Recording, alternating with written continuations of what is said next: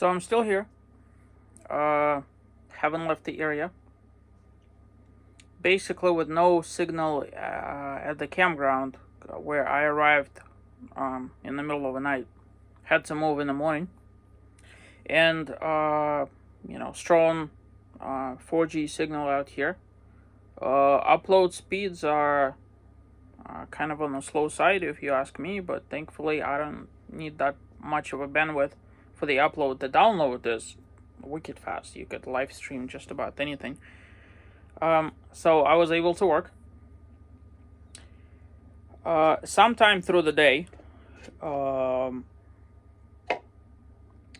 had about, 60 or 70 visitors that stopped right next to me, did something, got out, did something again, got back in, and then left. And that was camper vans, which is really popular here in Moab. All sorts of trailers, fifth wheels, that kind of stuff. So, after work, I basically took the car off the trailer and drove all the way to Moab. Now, I just want you guys to understand the whole concept of space out here in the West. On the East Coast, we just don't have this. Okay, we just, we legitimately don't have this.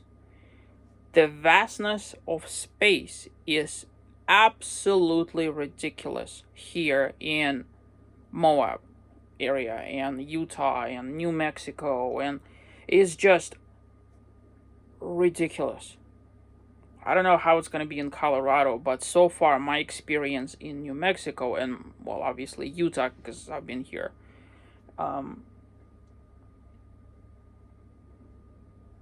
if you are, here's a good example. If you go to Needles District in Canyonlands National Park, you get off Highway 191, and then you drive 30 miles just to get to the booth where you pay. So if you want to go hike or off-road or whatever else, you all, then have to do another 10. So that's 40 miles, right? There's a gas station, we're gonna call it that. They charge like $6 a gallon or something of the sort. So, if you're like a normal human being that doesn't want to be swindled, you're gonna be, getting your gas elsewhere. So if you are in Needles and you need to fill up your vehicle so that you could go off-roading or whatever is the poison of choice, you will have to do 40 miles back just to get to the highway, and then 21 to Monticello, so that's 50 miles, right? Or from that turn to Moab, which is about, I would say, probably like 40 miles from that turn, so like 80 miles to Moab. that you go like, what? To get you an idea, the distance between Tampa, Florida, and Orlando, Florida, is about 70 miles, more or less. I mean, they're bigger. And along the way, you pass like a bazillion towns and stores and all this other. Out here, there's nothing. It's just miles and miles of absolutely nothing. If you run out of gas, you're SOL. As a matter of fact, I filled up my pickup truck while at the gas station, while filling up the gas canisters. By the time I made it here, which is like 30 miles, with all the uphills and downhills and uphills and downhills, I have basically spent my needle moved from F to like somewhere halfway to that first tick, that lets you that you're like 3/4 full. So it's like between full and 3/4. So you need to factor that in as you're traveling all of this. Now, in my case, I also had to go to the tire place to basically drop the tire off so that they could fix it. They told me either today or tomorrow, so I hope it's tomorrow. I'm gonna be driving back to Moab if it is tomorrow, and have to fill up the gas cans again, and also water. I've been in Utah. Basically, I've been using this water tank like I normally do, all the way from back home in Florida. So when I left on May 1st, now is May, what is it? Something rather than another. So it's been a couple of weeks, and my tank is about 1/3 full. So it's time for me to fill that up. Now, apparently that gas station has both the free water and the gas, and it also has RV dump station. That's also free apparently. So what I'm gonna do is I'm gonna spend the week in Needles, and then since I'm gonna be driving by anyways to get to where I need, I'm gonna stop there with my RV, dump the tanks, and top the tanks off. For everything that has to be topped off.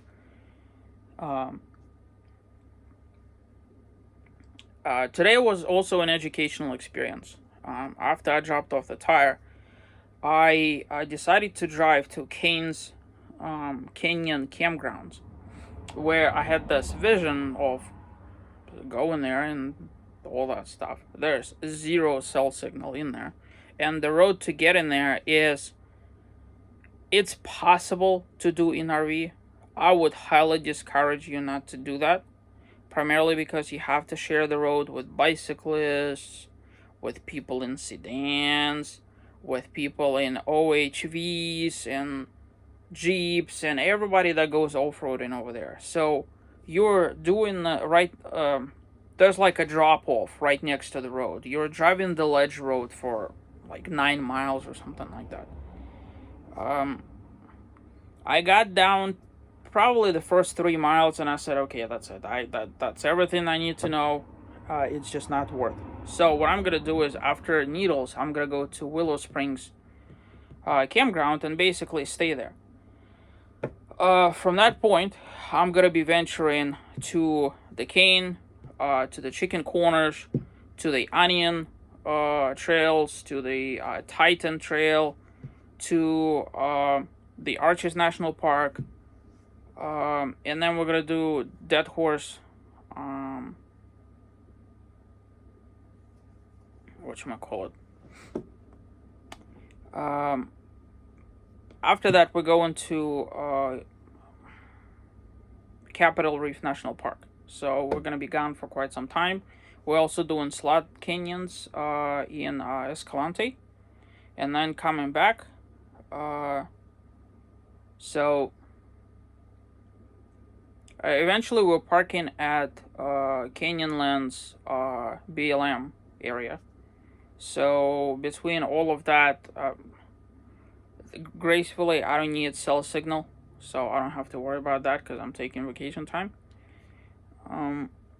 But at least before all that happens, I still have to work and have to pick up a family member from the airport, who will be here basically running errands, getting us ready so that we could all camp as a family for the couple of weeks that they're here. So the educational experience today for me was to be able to just explore stuff on my vehicle, on my truck, without having to worry about clearances, about ability to turn around, about anything like that. I think I'm learning a great deal on this trip, but through trial by fire. And now, mind you, that I've been RVing for a very long time. It's not like I just started. I bought my first travel trailer in 2014. So it's been quite some years.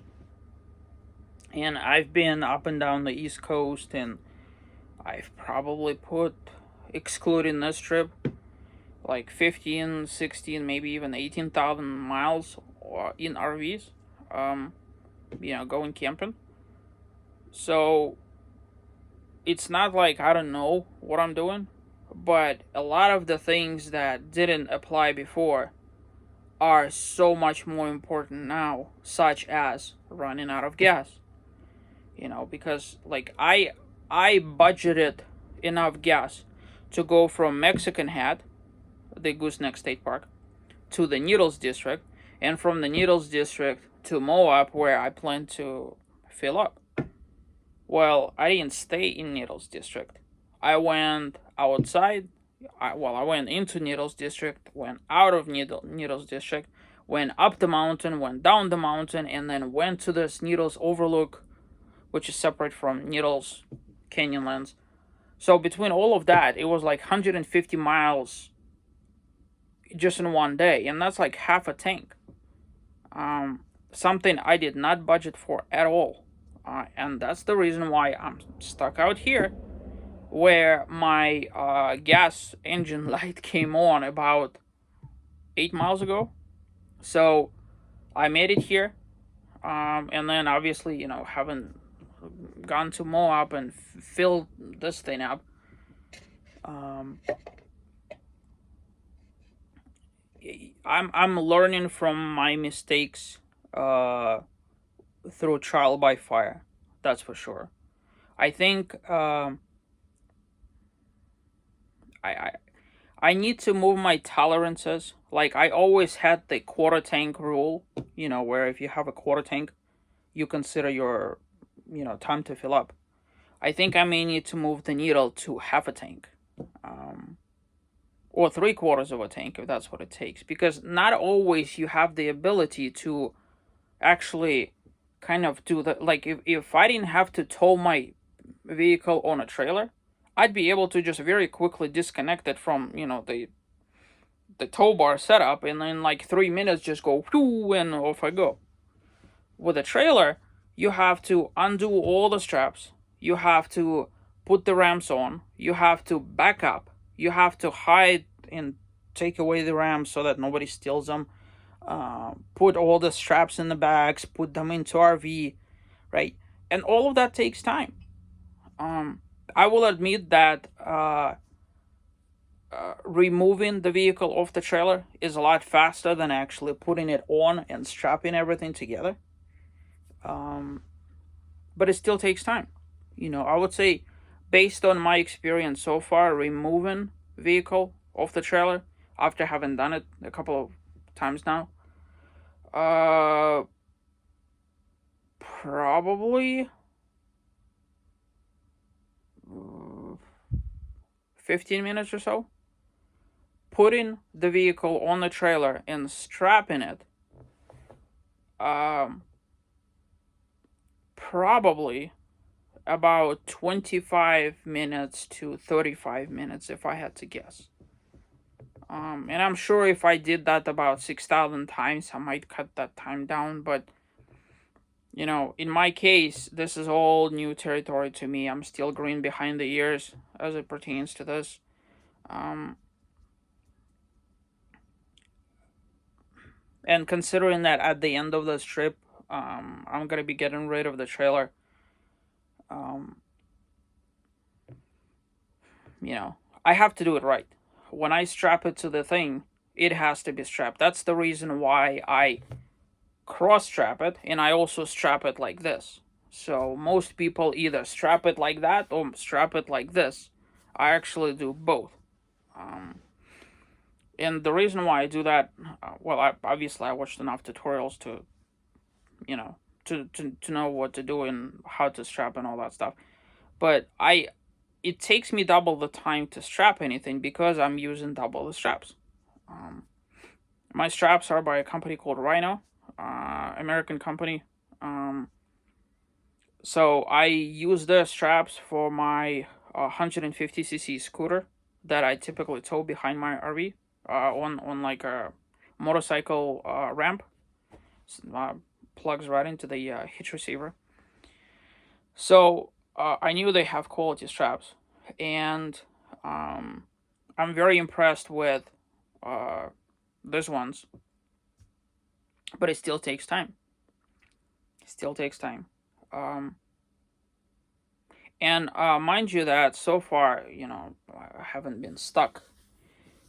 There's some collateral damages to the trailer. The jack will have to be replaced, so that's one thing. I already contacted them about the board that I lost somewhere between Florida and Louisiana, so they're gonna be taking care of that. And then having been stuck on the asphalt and everything, I'm pretty sure it has to be repainted on the bottom of the tongue. So I don't know. I still haven't climbed underneath to look. Maybe it's fine. Who knows? It has heavy duty paint, but still never know. Um, but we're gonna save that for when I come back. There's going to be. I have to figure out how to sell it properly so that I get to recoup basically most of the value out of it, and then take that money and set it aside so that when I do get the Jeep, that I could just have proper tow, like Patriot 2, Blue Ox, Roadmaster, or whatever applicable brand that applies there, so that it's done right. So the proper vehicle of choice out here, quite ironically in Moab, there's like 17 trillion Jeeps for a very good reason. It's like for an RVer, a Jeep is a perfect vehicle of choice because you could flat tow it. So, from the looks of it, that's gonna be my next car. That is in the pipeline for next year. And how it all pans out with that respect. So, what else to report? Well, cold, absolutely freaking cold. Tonight it's gonna get down to 34. Tomorrow it's gonna get down to 34. The day after it's gonna be like 36. And then mercifully it would be like in the 40s. We're talking about nighttime, obviously. And then it goes down into like high 30s again. I'm not okay with that. This morning I woke up. Now, mind you, I don't run heater through the night because I'm trying to conserve gas, which is probably a mistake because, well, I don't know if it's something that I need to. This morning it was so cold that when I woke up, I was shivering just from poking my head from underneath the comforter. And it's gonna get even colder. So I may need to think about how to approach this through the night. Do some arithmetic behind the either propane heater that's on board, or use my little ceramic plug-in heater. Do some math and see how much is going to be pulling from the battery bank. Either way, it's going to be draining battery bank. But it's just one only drains battery bank. The other one also drains propane. One works all across entire RV. The other one, well,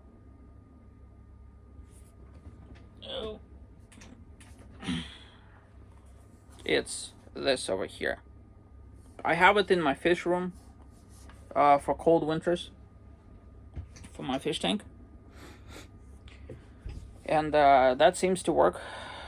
But this space is so much bigger, and basically it works, but it takes a long time for it to work. So doesn't take much energy, thankfully. So that's good. Alright, well, looks like the wind is picking up and the daylight is fading. I still need to do a couple of things, and get ready for tomorrow, and then hopefully my tire situation will be squared away. The gas and the water will be squared away, and then I'm gonna load up the truck on top of the trailer and head down to Needles. This time, hopefully, with less.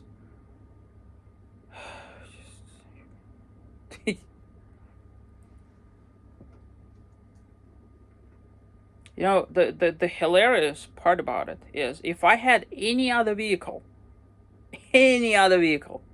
I would be able to camp in that spot with access to 3 and 4G LTE and be close to Needles at the same time. But I can't do that.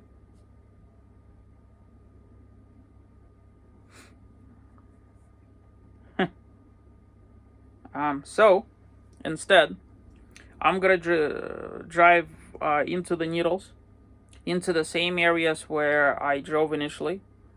Lockhart Road, and there's some camping over there. Camping there is actually kind of on the skinny side because people that go there stay there. And a lot of the entrances to a lot of those little pullouts are completely inadequate for what I. So my only option is the group camping, where I did the turnaround all the way down the Lockhart Basin, probably, I don't know, 6 miles off the road, if I had to guess. Thankfully, the road is in great condition. There's plenty of space to turn around over there. That would be a perfect place for me to just stay, for 5 days or whatever, close to things that I need to do. Uh, you know. All right, guys. Until tomorrow.